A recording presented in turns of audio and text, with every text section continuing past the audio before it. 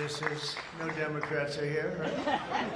Well, I want to thank everybody. This has been a labor of love. You know, we took over a building that was not properly taken care of.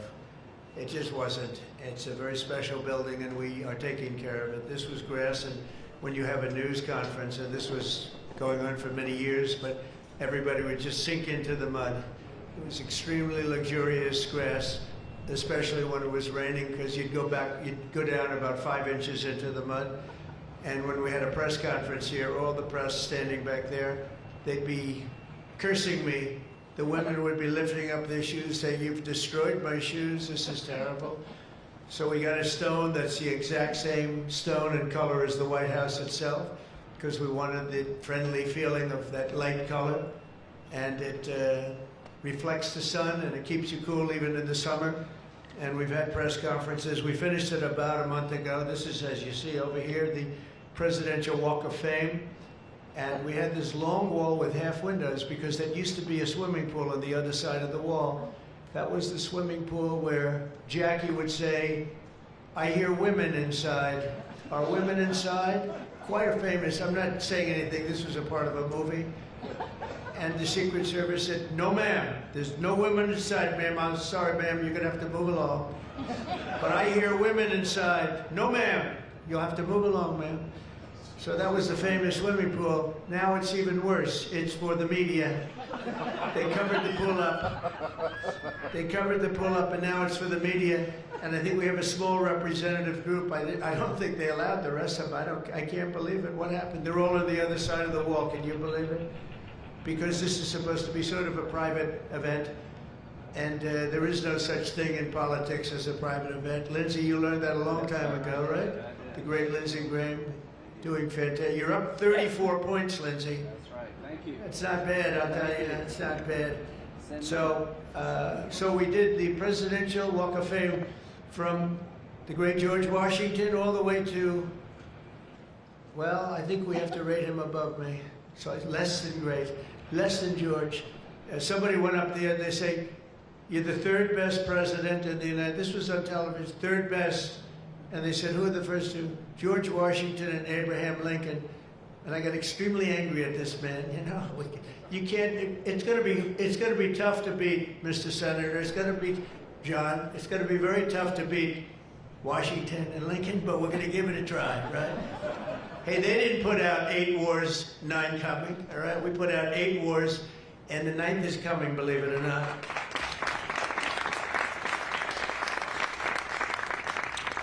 So I just want to say it's great to be with you. And when we're finished later on, we're going to have a little quick lunch, and they do great food at the White House.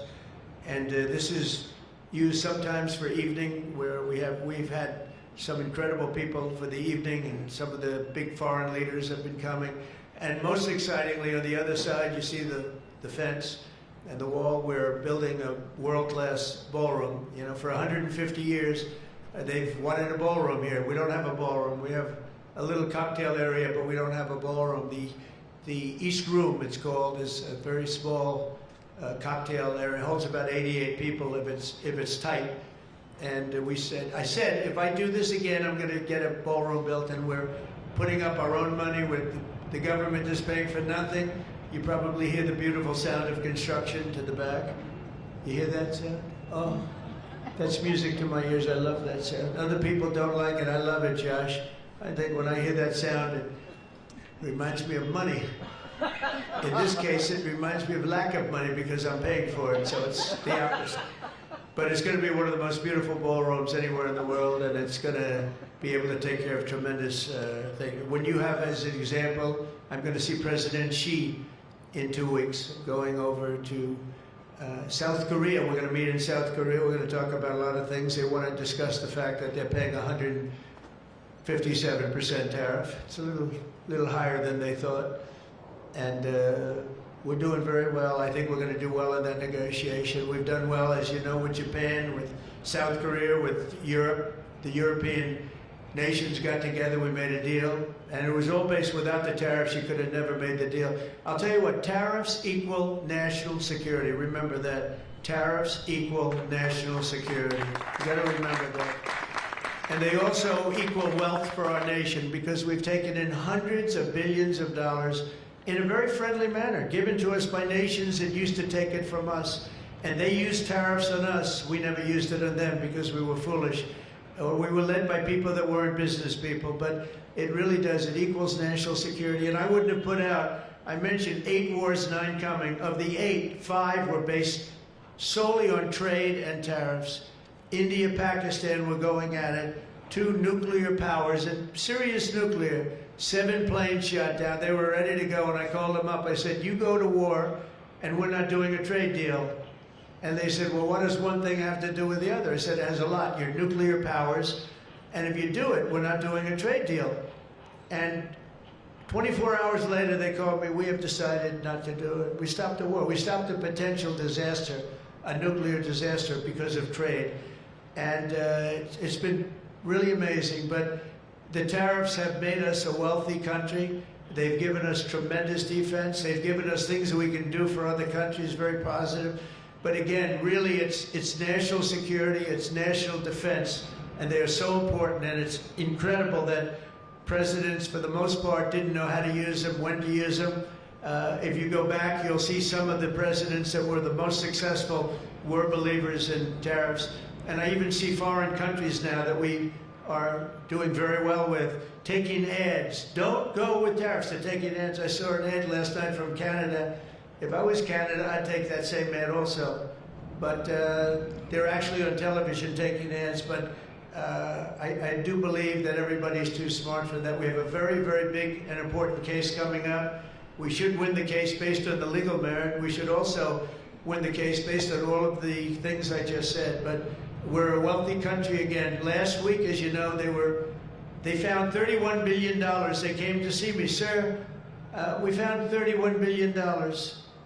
They said, we don't know why. I said, was this a good find or a bad find? It was a good find. It was a plus 31. We're used to finding negative 31s, right, for the last 30 years.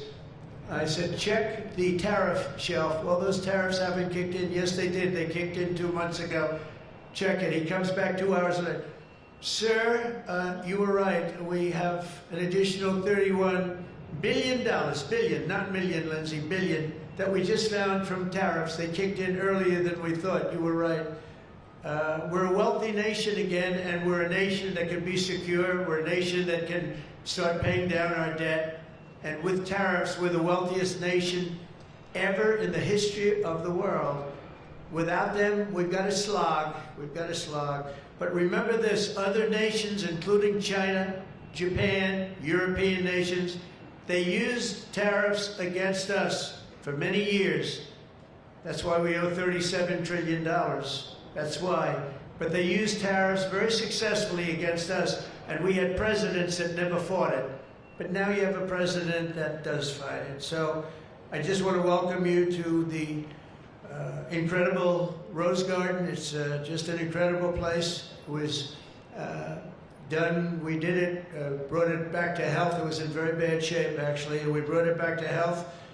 First Lady Melania did a fantastic job on it. The surrounds and everything, it's all brand new wiring. You know, underneath there's a lot of wire, a lot of things. Everything brand new, everything beautiful. The only thing we did is we had to get a hard surface here because nobody could use it because of the grass. So I just want to welcome you, and I hope you're going to be here a lot. We're going to use it for meetings. We're going to use it for press conferences. Now we can use it. It was unusable before, and now we can use it. But everything that you see was redone. All of this was redone, and the whole White House is being redone. Some of you came through what they call the Rose Hall. They call it different names, but you probably noticed, I don't know if you came through this door, did you notice the white marble floor that was put there? That was made out of Home Depot tiles, about 1 foot by 1 foot. They were all broken, about 30 years old. And I replaced it with book-matched marble, paid for by your friend, President Trump. It's like, it's amazing how people like it when you say you paid for it. When I say I paid for it, they say, oh, I love it. But it really, they did a beautiful job. They're great talents. They're very talented marble people I have. And they replaced it with beautiful paradisial marble and statuary marble. And it's really, really beautiful. I want to thank the outstanding leadership team, and you really do have that Majority Leader John Thune, who's been my friend. He really has done an amazing job. Thank you, John. Thank you. Done an amazing job. I didn't get to know John as well in the first term, and I've gotten to know him very well over the last 9 months, John, and you're doing a fantastic job. Thank you very much. Really great. Majority Whip John Barrasso was outstanding man. Thank you, John. Thank you. Great guy, too. Conference Chair Tom Cotton. He loves that military. He loves the he loves the military. Policy Committee Chair Shelley Moore Capito. Shelley, thank you very much, Shelley. Vice Chair James Langford. Very good, James, thank you. And you know, we have everybody but one person here. You know, everybody showed up. I figured you'd have like, I'd say 40 would have been a good number, right? If everybody, we're just missing one person. You'll never guess who that is. Let me give you, he automatically votes no on everything. He thinks it's good politics. It's really not good politics. He's an automatic no. But I don't know. Look, if he wanted to come, I'd probably let him come, right? I'd let him come. Begrudgingly, but would let him come. And National Republican Senatorial Committee Chair, an unbelievable guy, Tim Scott. You know, Tim, I shouldn't say it because it's so, I don't know if it's going to be. But Tim ran, and he was very effective and very good, but he was on the debate stage and everything else, he was good just because he's good. But he wasn't as good as they thought he was. And when he got out of the race, he endorsed me almost immediately. And I used him as a surrogate. And I wasn't sure if I should because, you know, sometimes I want a total lunatic to get up and fight for me. And Tim is a really good person. So I wasn't sure. And I put him on the stage, and he ripped the heart out of everybody. He was so brutal. He was so unbelievable. It turned out to be absolutely one of my best surrogates, and it includes a lot of you people that were here. You were all surrogates. But Tim ripped these people apart. And after watching 2 or 3 times, then I wanted him all the time, right, Susie? I said, I want Tim Scott, get up there. But he was so good, and I said to him, Tim, when you fought for yourself, you were much different. When you fought for me, you were a tiger. You were like unstoppable. You were, really was. You all saw that. What's the difference? He said, I've never liked selling myself, and I love selling somebody that I really do believe in. I really believe in you, and I just felt that way. And it was so nice the way he expressed it. And I want to tell you, you are a champion. You are a winner, and congratulations. Thank you very much. I never love telling that story because I'm not sure if it's a good or a bad story, but I'm telling you, you are an amazing guy, and you fought for me so hard, and I really appreciate it. You got to be my #1 choice, Tim. So something happened. I appreciate it. And you're doing great doing what you're doing right now. I also want to thank the entire Senate Republican Conference for your tremendous work on confirmations. Boy, did we have a couple of weeks, huh? We had some, I signed like 150 of them, and I didn't use an auto pen, by the way. I signed. You know, when you're signing these important, like a general getting approved from 3-star to 4-star and all of these different things and big confirmations and, you know, big stuff, you really have an obligation to actually sign it, I think. You probably noticed right there, number 46, we put up, right? We put up a little bit of an auto pen. We have 46, we have 45, we have 47. It's very interesting. You have 46 as an auto pen. It's up there. It stays up there. People like it. It's probably going to stay up there for a long time. It's true. And I know you're looking into that. And by the way, the auto pen person said he never spoke to Biden. He worked the auto pen. You're not allowed to do that. So if you're looking at anything, just remember it. And remember, they treated us very badly. They treated us very, very badly, so I think you're allowed to just report the truth, including the confirming of my cabinet much faster than first time. I mean, we went so fast, and I give John Thune and all of you credit for that. It was amazing. All of a sudden, I was calling John, I gotta get him approved. Come on, John, because I was getting like one every 2 weeks. And you know, I had people, they left their job, and they left everything, and it looked like they were... All of a sudden, it was like an avalanche. They walked in, James and James, my double James, I call him. They walk in and they had like so many of them. I said, you got to be kidding. Is this like, are you for real, right, James? John Thune did his job, and you got them all done, and you have all those people out there working now, and instead of being very upset with the fact that we couldn't get them approved quickly. So I really appreciate it. You used a method that I wish you could use on U.S. attorneys. You know, I have 10 U.S. attorneys who are phenomenal, phenomenal. A Harvard, a Yale, a this, a that, all top. And the problem is they're not going to ever be confirmed, I guess. I put them in. They'll be there for 3 or 4 months, whatever, and then they have to leave. Because anytime you have, as you know, anytime you have a Democrat senator, not even 2, just 1, they'll say because of the time we're in, we're not approving that person. We're not approving. They never do. They won't approve. And therefore, because of blue slip, I have to tell the person after 3 months, I'm sorry, you'll have to leave. And I put somebody else in. And I've had Democrat senators say the only one who will ever approve is a Democrat. This is not constitutional. And you really, I hope you can look at that blue slip thing, because I have 10 people that are phenomenal, and they're going to have to leave office. Highly educated, top of their class, everything, and they're going to have a mark on their career that they were a U.S. attorney for 3 months or 4 months, and then they had to leave. And that's so unfair. It's unfair to the public, because the public voted for me in a landslide, and I'm supposed to be picking the U.S. attorneys. And this goes for judges also, but actually more so even for the U.S. attorney with the blue slip. So I have these phenomenal people, many of them young, but truly fantastic people, and they're wondering what's going to happen in another 3, 4, 5 weeks. They're going to have to leave office. I think it's a shame, and I hope you can do something about it, because I'd like to tell those people, you know, we put you there, and you're not going to have on your resume for the rest of your life, you were there for 4 weeks or 6 weeks, and you left like you got canned. So I hope you look at that. Very important. And after your pivotal changes to the Senate rules last month, as a result, this is what you did, the unprecedented obstruction by the Democrats. We've confirmed more than 175 public servants, people that are phenomenal, to keep posts, and that's just been over the last couple of weeks. It's an unbelievable thing what you've done, John, all of you together. So working closely with me and House Majority, the Republican Senate also gave us the largest working class tax cut in American history, and you passed the Lincoln Riley Act to throw illegal alien criminals out of our country.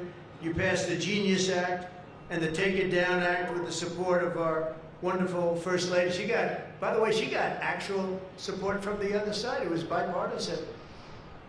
I think Rand didn't vote for it again. I think it was only Rand did. We get bipartisan support other than maybe Rand. But another one I'm going to ask you to vote for, and it's in the House now, and I hear it's doing well in the House, James. It's case law. A young lady named Kate Steinle, I remember it so well, probably 8 or 10 years ago now, in San Francisco. She was holding hands with her father on the San Francisco pier, looking out into the water. It was beautiful, everything was beautiful, but the person wasn't beautiful that did this. And this was an illegal alien that came into our country 5 times, was thrown out 4 or 5 times, I don't even know, but a lot, and came back and shot her through the head. And she went down and she looked at her father, Daddy, Daddy, something happened, and she immediately passed away in his arm. And I mean, you can imagine, it was so sad, such a beautiful, beautiful, beautiful person. Father was destroyed, you know, virtually destroyed. And they passed they wanted to pass what they call case law, and it's now again in Congress, and I hear we're going to get it passed in Congress, and when it gets up to the Senate, I hope you guys can pass it. And basically, very simply, it says that if you're an illegal alien and you come in and you get thrown out, if you come back and get caught, you have to spend 10 years in jail. Very simple. Very simple. If they would have had that, Kate Steinle would be alive today. That was a big event at the time. If you remember, Bill O'Reilly, For those of you that like Bill, I think I like Bill, but he was the one, he devoted his life to that law, trying to get it passed. I think it's time that we pass it, so that if you get taken out of the country and you come back illegally, knowing that this law is in existence, you go to jail for a 10-year period, and it's going to keep the repeat offenders from coming in. It's going to really keep them from coming in. Senate Republicans have already voted 11 times to get our government back and open for business. We have record business. We're going to be, I think, by the time I hit month number 12, I think we're going to have $20 trillion of investment. We're over 17 right now. As an example, President Biden had less than $1 trillion for 4 years. We're going to have $20 trillion in less than 12 months, and we're over 17 trillion right now. So it's the largest amount in our country by far, by many times. That's in our country. But here's the one. It's the largest amount in the history of the world. There's never been a country that's had anywhere near 17, or it will be 20, and it's going up fast.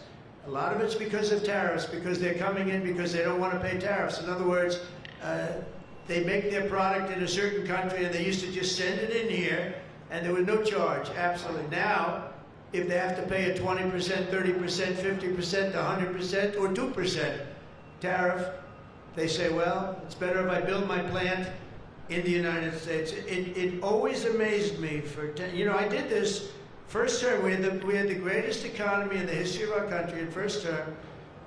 We had COVID, and we did a good job with that. That was a curse for every country in the world. It was terrible. But we had the greatest economy we ever had. But if you remember, I started the tariffs, but I held it off because it wouldn't have exactly been good at the time to tell France, you know what they were going through, you know what Spain was going through, and Italy was going through.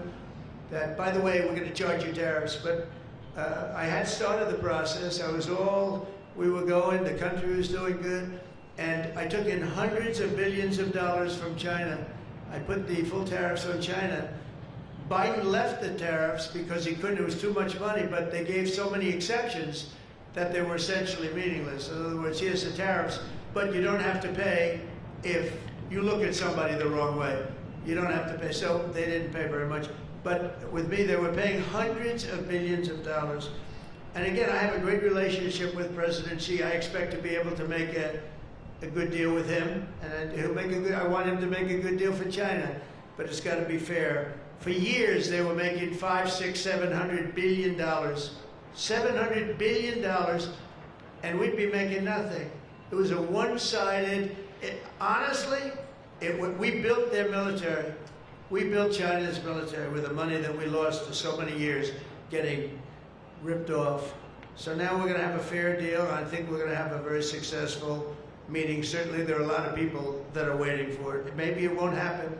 Maybe it won't happen. Things can happen where, for instance, maybe somebody will say, I don't want to meet, it's too nasty. But it's really not nasty, it's just business, and we're gonna do a good job representing you people and representing the people of our country. Unfortunately, in a craven and pointless act of partisan spite, Chuck Schumer, who I've known for a long time, and the radical left Democrats are holding the entire federal government hostage to appease the extremists in their party.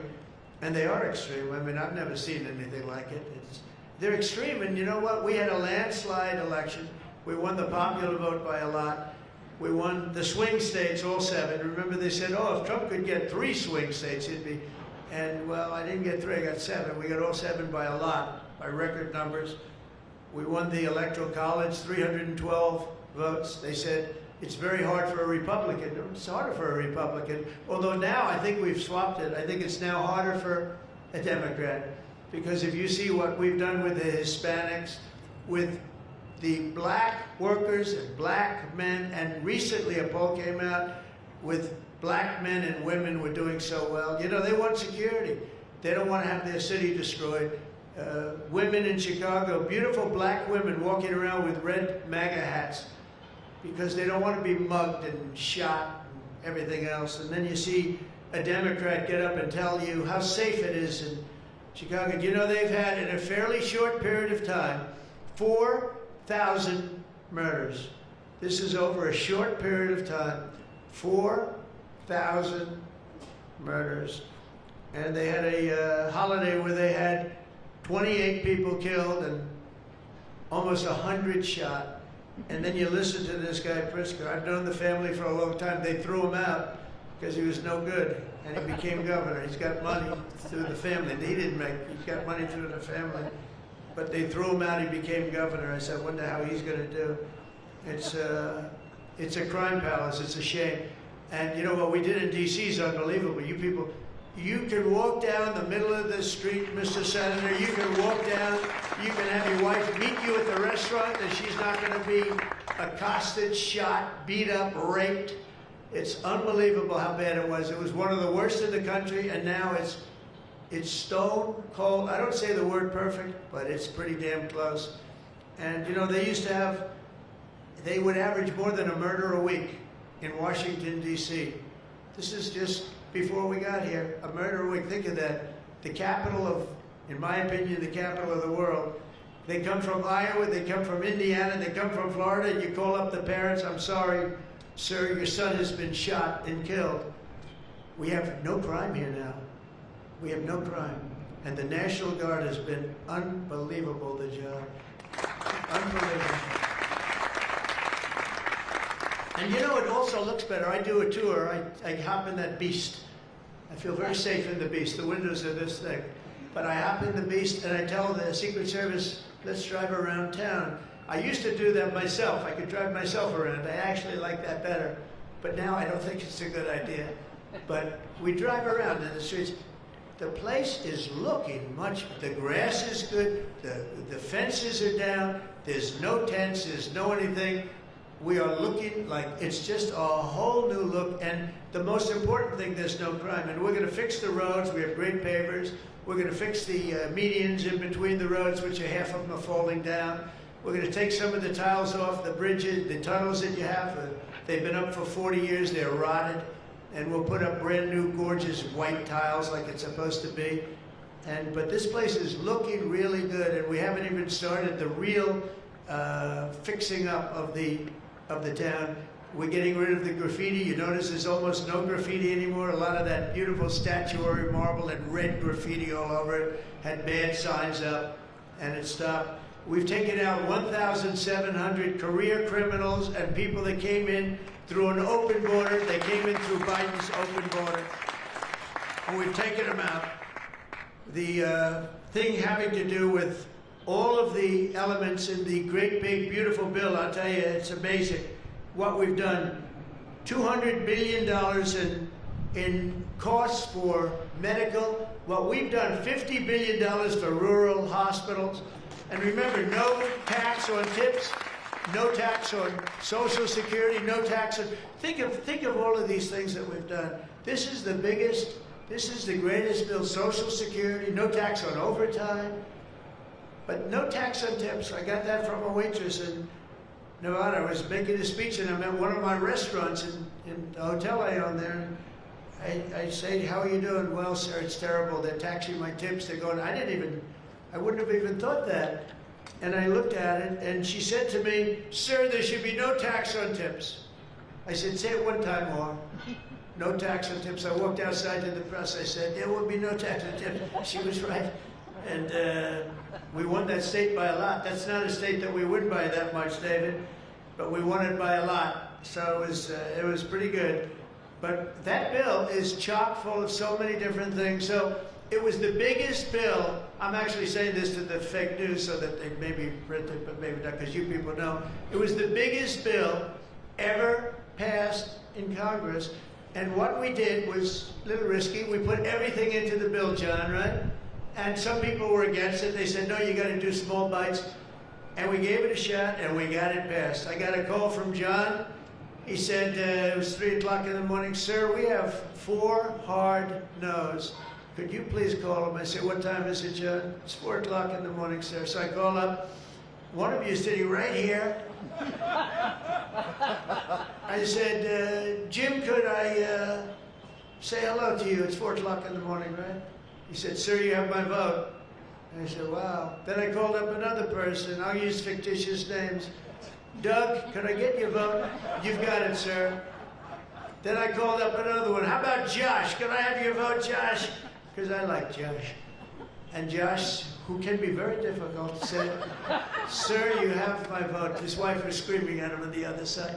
"Sir, you have my vote." But I called people, and they weren't really hard-nosed. They wanted a little attention, unfortunately, at 4 in the morning.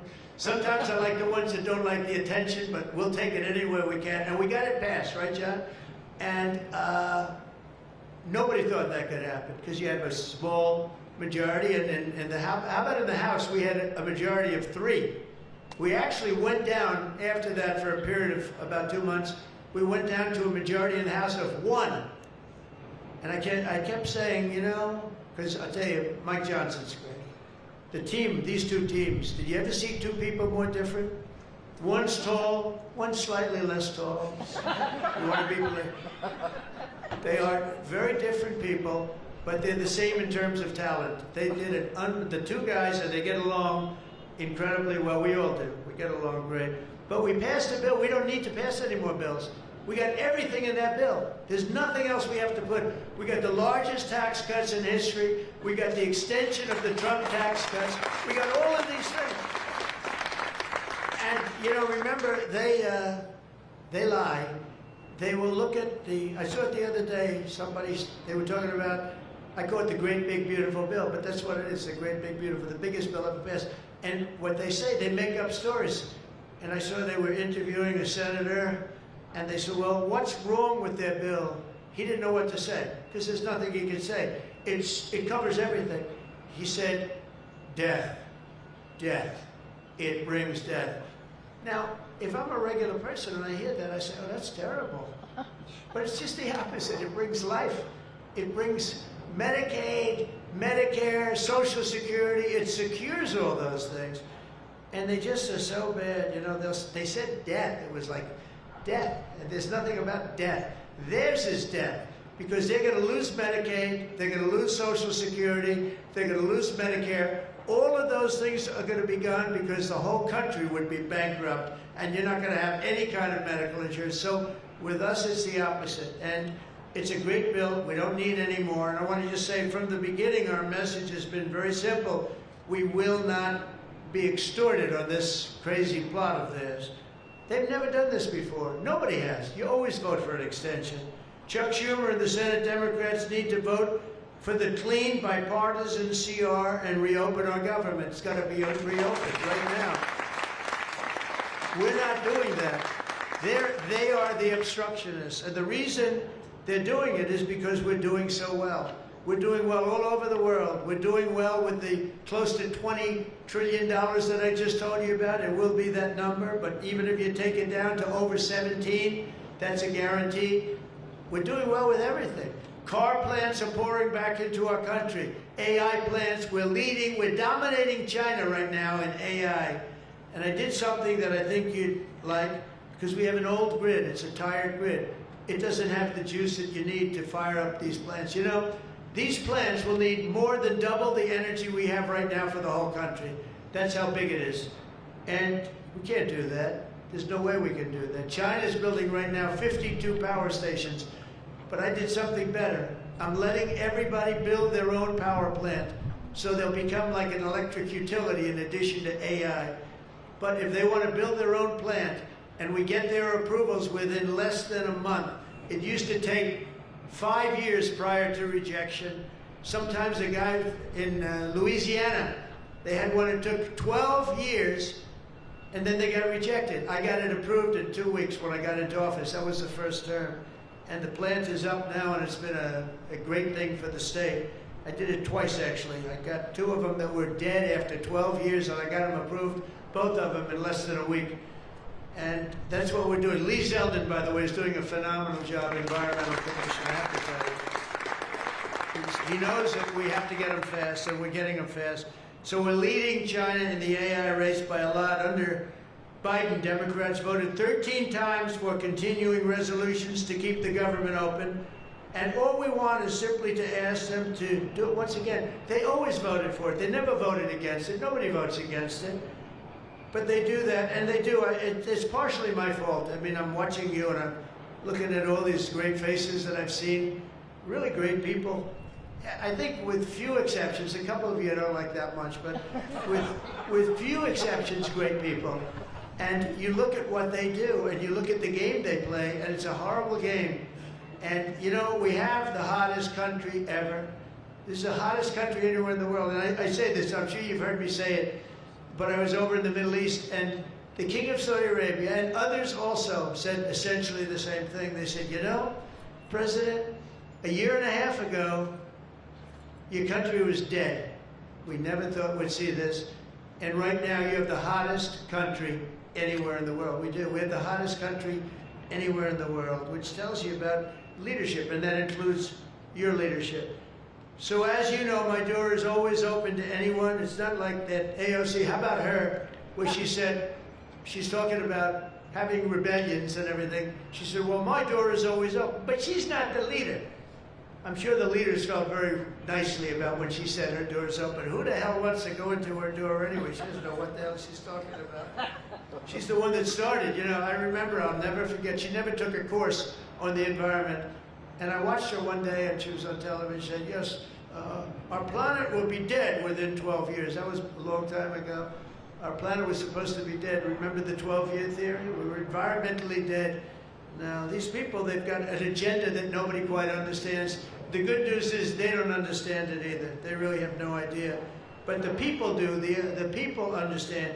We're giving you the biggest tax cuts in history. All of these things, it all adds up that we should do fantastically well in the midterm. The only thing wrong with the midterms is that statistically, when you look, a president gets elected, and for some reason, and nobody, even the great John Thune, cannot explain to me, for some reason, even if he's a reasonably good president, and we've had success like nobody, but for some reason, you lose the midterms. I don't know why. I mean, the odds are tremendously against, like 92% or something. It doesn't make sense. If you have a great presidency, it only makes sense that you win the midterm. So there should be no reason for it. Somebody's going to explain there might be some dark, deep psychological reason where they want to vote the opposite way. I don't know what it is, but we have to win the midterms. Otherwise, all of the things that we've done, so many of them are going to be taken away by the radical left lunatics. I mean, we're going to end up with a communist mayor in New York. Can you believe it? A communist. Remember, I would always say, we will not have a socialist elected in our country. Remember, I'd say that all the time. And I was right. We skipped socialists. We got a communist elected. So I didn't tell a lie. I didn't tell a lie. I was right. We'll have a communist, not a socialist. But we've already seen the impacts of the dangerous game that they're playing. Democrats are causing delays in our air traffic control system. So important. We wouldn't have had, you know, this Pete Buttigieg. He spent billions of dollars on fixing the air traffic control. They'd use copper wire going into glass wire. Any union electrician here or any non-union electrician would say you can't hook copper into glass. It doesn't work. They spent billions of dollars. They turned on the system, and it was stone cold blank. We're getting a brand new system. We have bids out now. We have 3 great companies bidding. And I want one bid. Sean Duffy's doing terrifically. I want one bid. I want just bid, and they're responsible for everything. Not we had. They had like 1,000 contractors. Every contractor, they're all running around. In the end, if one of them does a bad job, we want to be able to blame somebody, and it's going to be one of the very big companies because there's a lot of interest in it. So the air traffic control system is going to be rebuilt. Over 1 million federal workers right now, as you know, are going unpaid. That's a Democrat's fault. And children, tourists, unable to visit the museums in Washington, D.C., that we now have beautiful, safe streets, but we don't have the museums open. We should probably just open them. But we are doing things that nobody's ever done, nobody's ever seen. So all of this and the pain that the Democrats have caused during this reckless and completely unnecessary affair, and you can call it the Schumer shutdown or the Democrat shutdown, you can call it whatever you want. And I will say this, that we have Darth Vader. You know Darth Vader, right? Darth Vader is a man who, I think he's sitting right. Is that Darth? Stand up, please, Darth Vader. Stand up. Does everybody know? They call him Darth Vader. I call him a fine man. But he's cutting Democrat priorities, and they're never going to get him back. And they've caused us, and they've really allowed us to do it. And by the way, thank you. You're doing a great job, I have to tell you. So, really a great job. Because many of the things that they're cutting, like the New York project, $20 billion we're cutting it, they're not going to get it back. I mean, they're not going to get a lot of things back. They may not get it back. Maybe we'll talk to them about it. But they're losing all the things that they wanted. But many of the things that they wanted are things that we don't want. The things that are just so bad for our country. And we're cutting those things out. So while they thought they were doing maybe bad, maybe indirectly they're doing good. The cynical comment that they've made all over the place, and all of their cynical remarks proves beyond all doubt that Schumer is a calculating political partisan, but we knew that. But he's somebody that's in deep trouble. He's losing in all of the polls. He's even losing to AOC +3. Remember +3? What happened to the +3? Are they still around? I had one, when I was at the United Nations, I met the president of Somalia. And I said, I have somebody I'd like to give back to you. He said, no thanks, we don't want her. He didn't want anything to do with her. But today I'm calling on every Senate Democrat to stop the madness, to let our country get back. In the greatest moment in the history of our country, in terms of wealth, in terms of job creation, and in terms of investment coming in, these guys go on strike. It's really a shame. So I'm asking them to be smart. It's not working. They're getting killed in the polls. The public understands what they're doing. They're doing the wrong thing.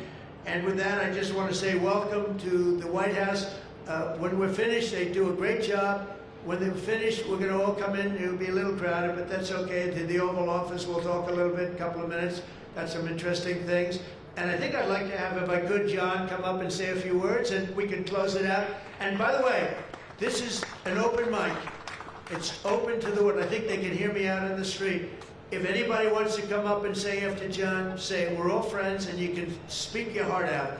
But we've got to get our government open, and the Democrats are trying to keep it closed. Thank you. John, please. Well, Mr. President, thank you for having us. This is the 4th week of the Democrat shutdown, but we are all here today because your Republican team in the Senate is unified.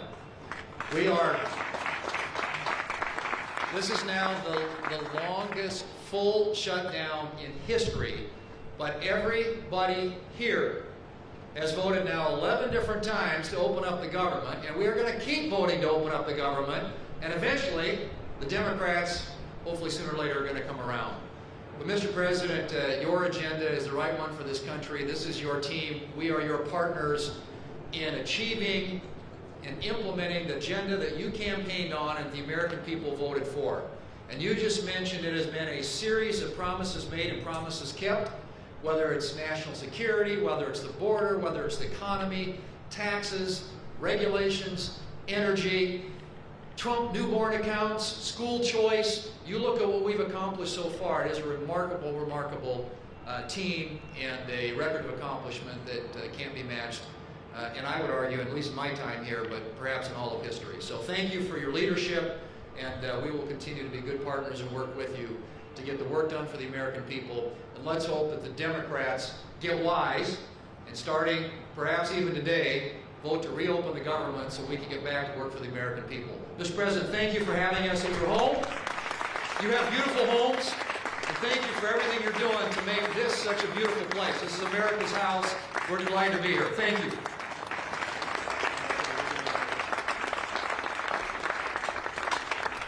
Okay, TV, we're done.